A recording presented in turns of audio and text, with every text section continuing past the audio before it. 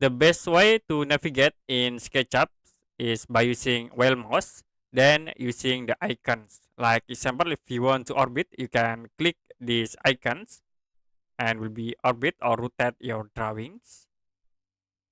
Or you can use pen tools by clicking this pen option.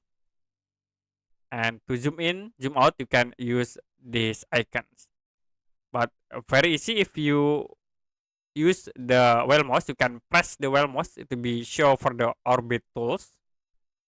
And if you combine with shift plus wheel mouse, it will be show for the pen tools.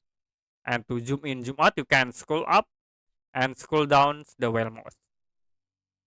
So this is for the basics how to navigate with your wheel mouse.